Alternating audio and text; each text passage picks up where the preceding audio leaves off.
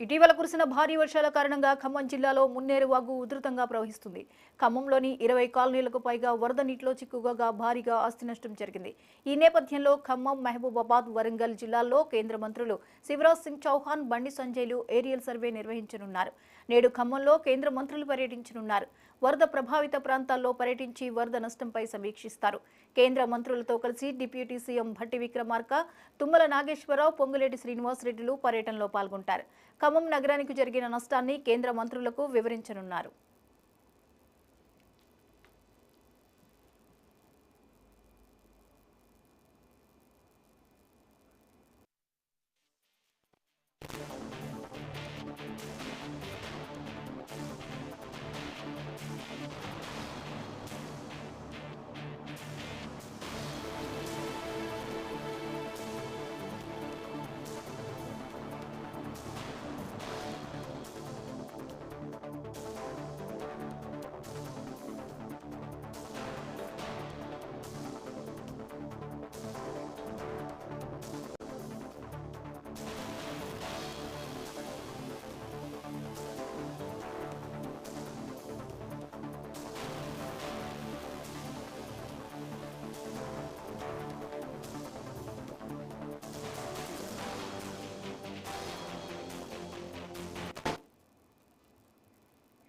రైట్కి ఇటీవల కురిసిన భారీ వర్షాల కారణంగా ఖమ్మం జిల్లాలో మున్నేరు వాగైతే ఉధృతంగా ప్రవహిస్తుంది. ఖమ్మంలోని 20 కాలనీలకు పైగా వరద నీటిలో చిక్కుకోగా భారీ ఆస్తి నష్టం జరిగింది.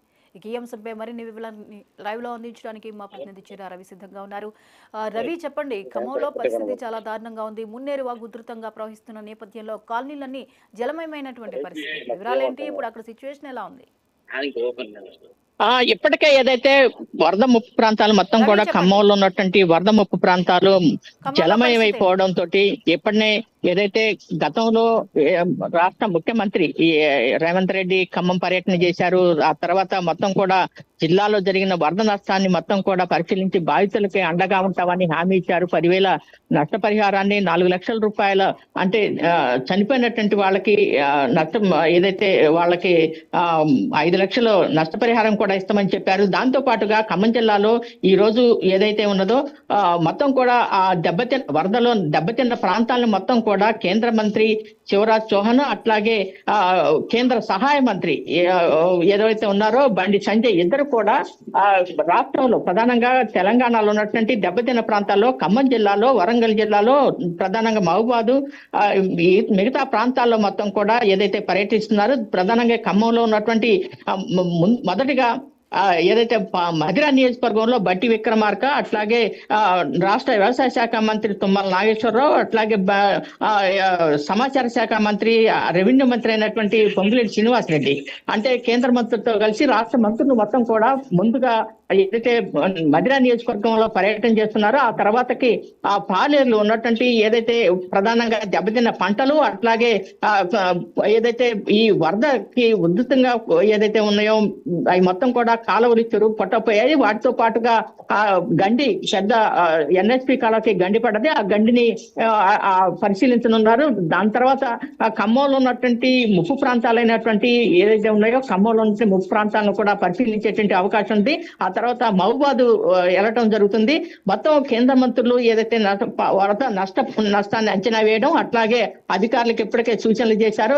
వరద నష్టాన్ని అంచనా వేయండి, అట్లాగే దానికి సంబంధించినటువంటి కేంద్రం కూడా సహాయం చేస్తుందని ప్రకటించుకున్నారు. అయితే ఏ మేరకు సహాయం చేస్తారు ఏంటి అనేది కేంద్ర మంత్రులు ఈ రోజు ప్రకటించే అవకాశం ఉంది. అయితే దాంతో పాటుగా ఇక్కడ ఉన్నటువంటి వరదని మొత్తం కూడా ఖమ్మం జిల్లాలో జరిగినటువంటిది, అట్లాగే ఖమ్మం జిల్లాకి ఉన్నటువంటి పక్కన ఉన్నటువంటి మిగతా ప్రాంతాల్లో కూడా జరిగిన నష్టాన్ని వివరించేందుకు ఉప ముఖ్యమంత్రి బట్టి విక్రమార్క, అట్లాగే వ్యవసాయ శాఖ మంత్రి తుమ్మల నాగేశ్వరరావు, అట్లాగే మరో మంత్రి పొంగులేటి శ్రీనివాసరెడ్డి, వీరితో పాటుగా బీజేపీ నేతలు కూడా పాల్గొంటున్నారు. మొత్తం జరిగినటువంటి నష్టాన్ని వివరించి కేంద్ర మంత్రులకు వివరించేటువంటి ప్రయత్నం చేస్తున్నారు.